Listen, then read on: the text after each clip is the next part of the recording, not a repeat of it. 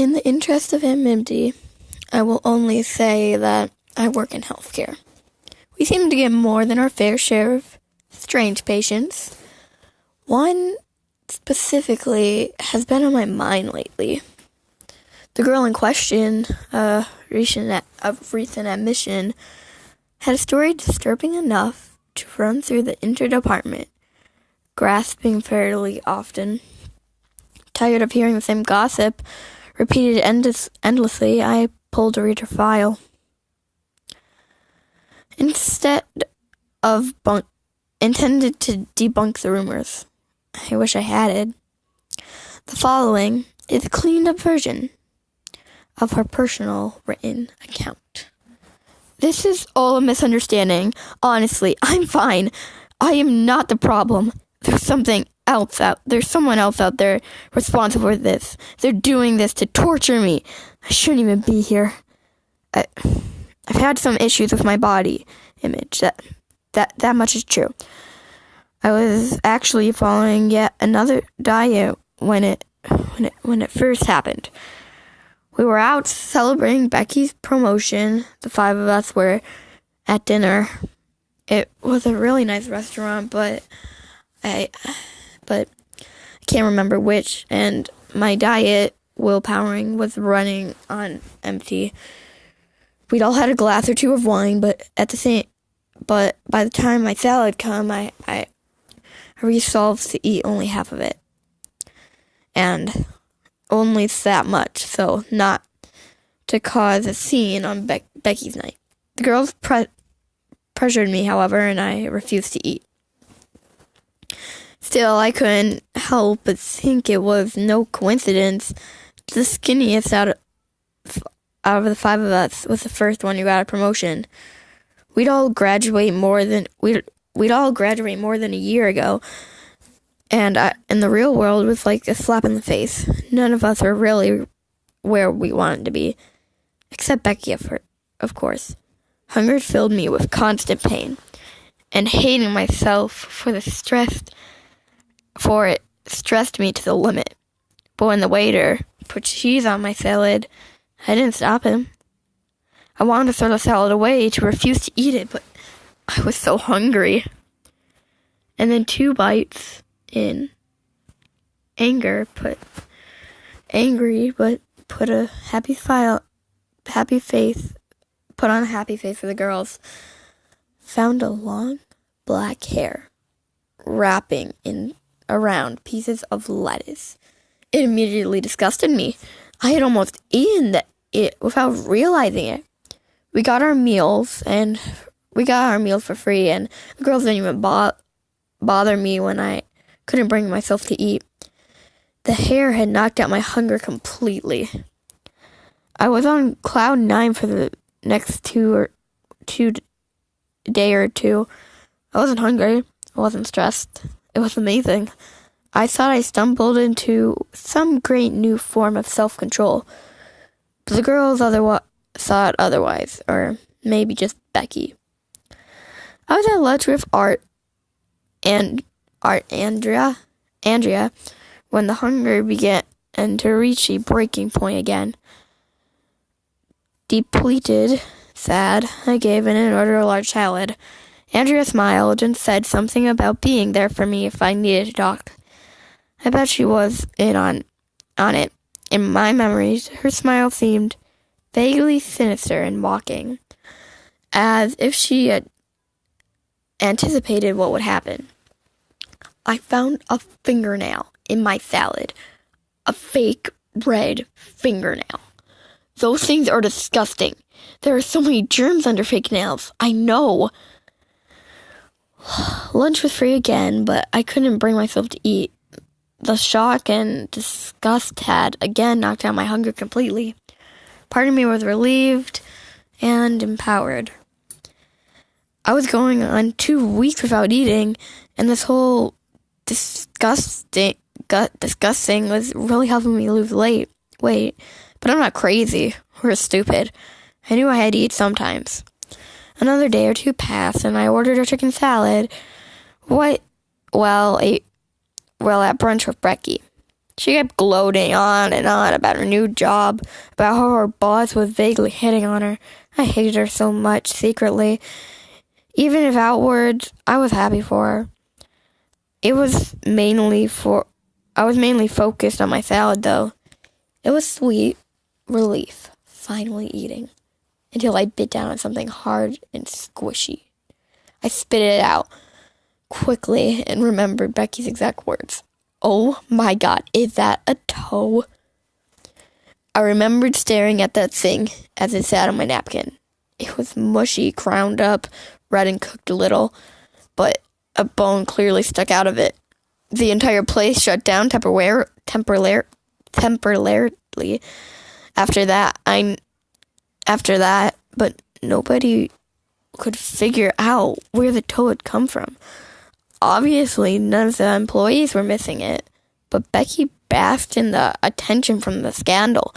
She even got on local television, even though it was my salad that had the toe in it. "This is a travesty. People can get seriously sick if they accidentally ate things like that," she said to the reporter. I was starting to wonder whether she had something to do with this. The shock overwhelmed me, displaying my hunger for a little under a day. But my relief and enjoyment was short-lived. I knew I'd have to start eating again, sooner rather than later. Not up for any more of Becky's 6 pranks. I tried to scope the vending machines at the mall. I hated myself so much right about then, staring at candy bars and feeling weak, but I had to eat. I had no willpower left. Chocolate could make everything right. I bit into the thing, so amazing.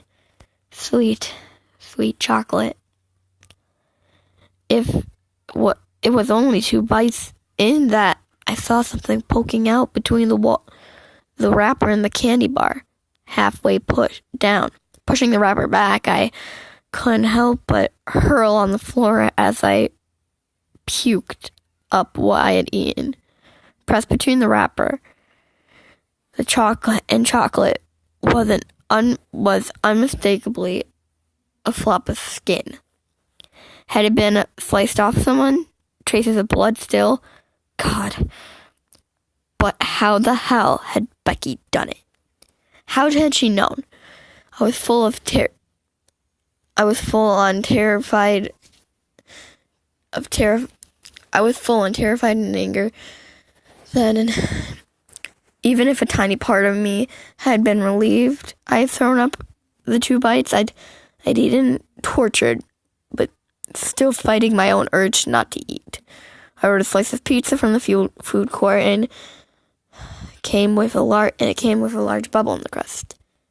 Sticky, sickly spray. I ripped it open, finding what looked like someone's cornea cooked inside.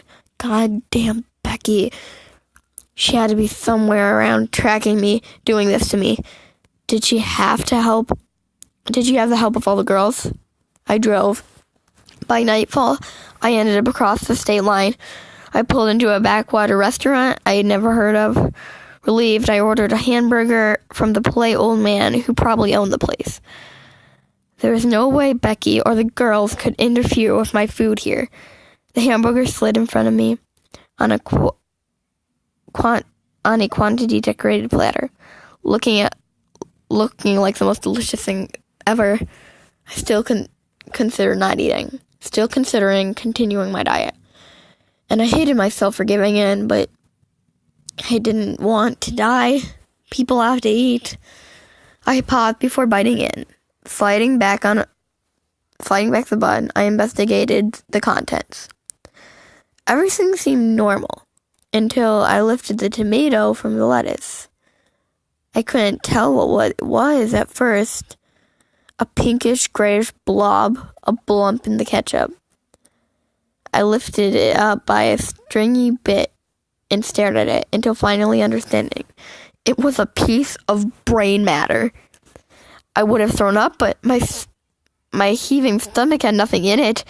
I drove away from there as fast as I could, continuing on in random directions. I didn't know how Becky and the girls were tracking me or predicting what I would eat, but I had to avoid them. Candy bars from the gas station, nope. Chicken nuggets from the drive-thru, nope. I still don't understand how they did it. I even begged a younger kid to make a sub from start to finish, watching it and watching the entire process, making sure nothing was in it. He handed it to me. I opened it. Oh, God, I still remember his expression of confusion and horror as I screamed. But a strange calm came from that. 3 weeks without eating. 4, I knew I would die if I didn't eat. I had this strange thought. I had an idea of a place they couldn't predict. Coin make disgusting and intolerable. I found it. I did. I beat them. Found this the most delicious salad. I ate it and desperately grogging, knowing I was finally saved. But I'll be honest, that wasn't what I expected to find the first time I did it. Makes sense now, though. When I cracked his skull open with the pipe, I almost couldn't believe it. He fell, and chicken salad splattered across the pavement. Slurpy, green, and lettuce, crunchy and stringy strips of chewy chicken. And that dressing was to die for. I was finding pieces of people on my food, no matter what I ate. So the only logical place to find something edible was inside people. We have to feed her, and obviously, normal food terrifies and disgusts her.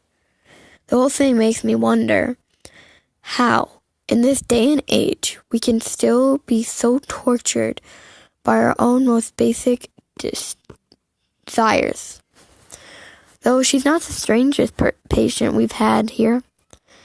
She interests me because of her ability to manipulate the nurse.